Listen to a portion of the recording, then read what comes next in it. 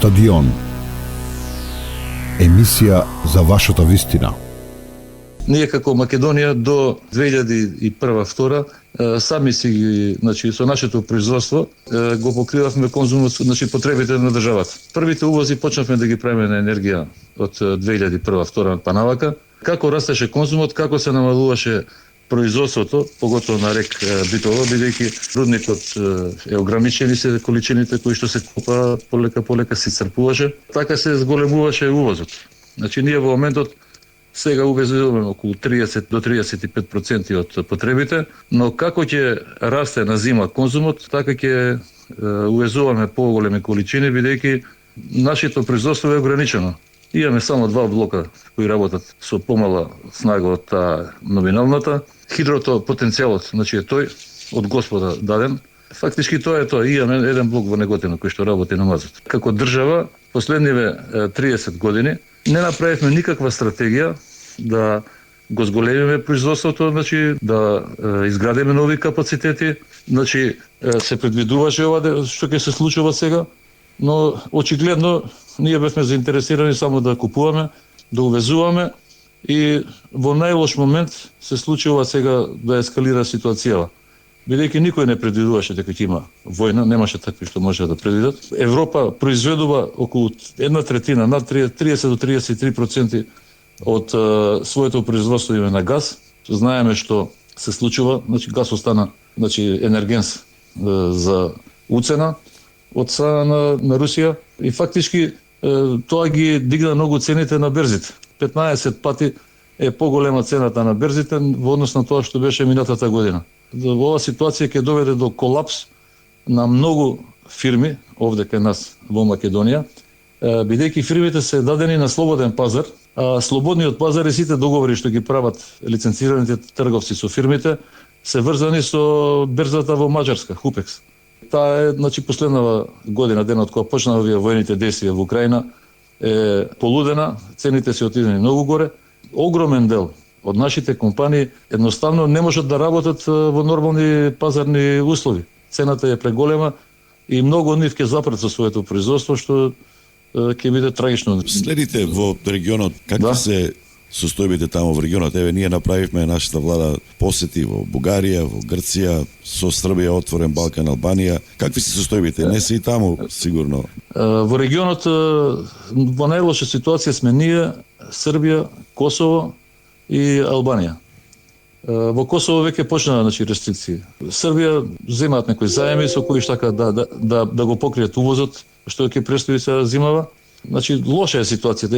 Единствена држава која што во нашиот регион има вишкови која што продава, тоа е Бугарија. Тие извезуваат секој саат по 2000 мегавати.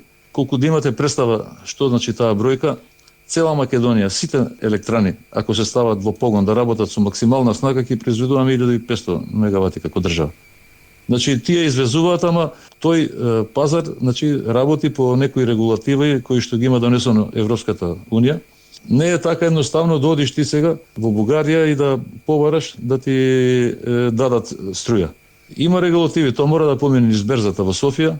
Ја не знам, не сум во тек тамо што преговарат и како преговарат, но за нас е доволно во моментот да имаме ние гаранција од Бугарија, од нивниот преносен оператор ЕСО, се вика тамо, енергиен систем оператор, пандан на нашето МЕПСО, бидејќи имавме ние ситуација 2011 и 2017, кога Европската унија донесе, ги прогласи границите за затворени, тоа значи да интерконективните далеководи да бидат, размената да биде на нула.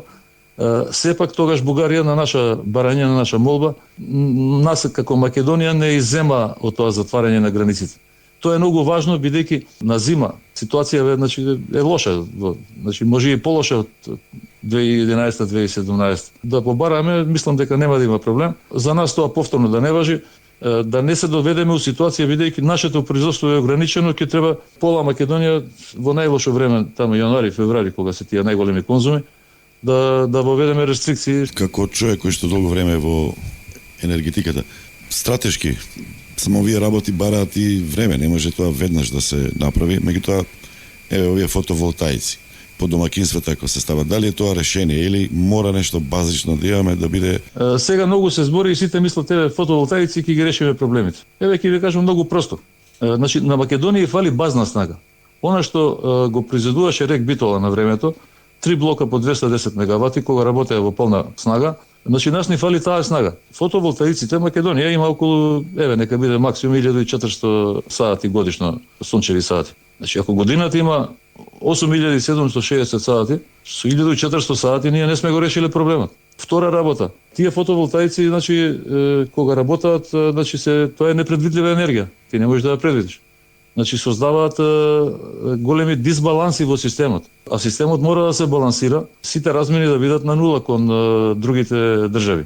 Ако влечеме од системот тие дисбаланси, ако не можеме да ги покриеме сами, ќе плаќаме огромни пенали према ЕНСОЕ. Тоа е Сдруженијето на европските оператори. Ние тие пари што ги дадовме, од кога почна ова да се случува како држава, ние можевме да инвестираме во минатите години да направиме неколку овие гасни централи како што е Тето, како што е Скопскава. Тоа е нели приватна инвестиција. Зошто тоа да не го направивме ние како држава? Значи, ем ќе имаме поголема базна снага, ем можевме да го балансираме системот. Во енергетиката, значи инвестициите не се од денес до утре, тие треба да се планира и да се. Проблемот е што ние во последните 25 години имаме инвестирано во две мали хидроцентрали, Козјак и Света Петка, кои што не се од некое големо значење за нашиот систем. Чебрени галишта?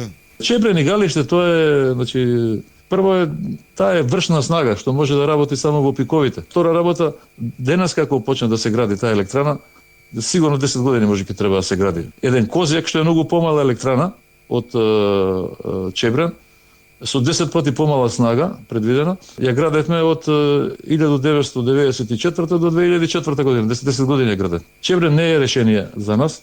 Поттhitно треба за државата. По мене многу е важно. Ние сме приклучени, значи сега во моментот само на рускиот газ преку Кюстендил и Крива Паланка до Скопје.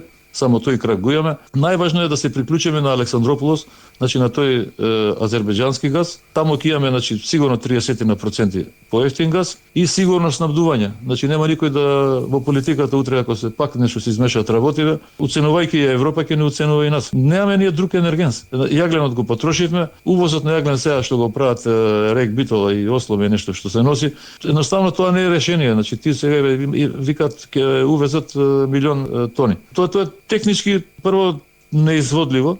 Колку камиони треба да однесат до таму, патот да го растурат, да го ископаат. Не е можно физички тоа да се направи, толку јаглен да се однесе. Единствена опција ни е што побрзо да го направиме гасово, да се приклучиме на ТАП или како го викаат, азербејџанскиот, и да направиме една или две централи во Неготино, значи да се приклучиме на мрежата таму. По мене државата треба да се го инвестира. Тето што е во Скопје 240 мегавати, русите ја направија за 120-30 милиона евра. Еве нека удрат математика колку пари државата има дадено последниве 12 месеци за увоз на електрична енергија. Сме можеле да направиме како Тето барем неколку такви централи. Како држава зборам. Предвидувањата какви се сега, ако малку стивне војната, макар што после ова со мобилизацијата не знам веќе, не знам дали некој во светот знае што ќе се случува, што има во главата на Путин, на видите Бајден. вака. Баш утринава имав со некој од Германија еден состанок. Нивните предвидувања кои што се подалеку ги гледаат од нас, се дека ако запрат овие воени действија, веднаш автоматски ќе падне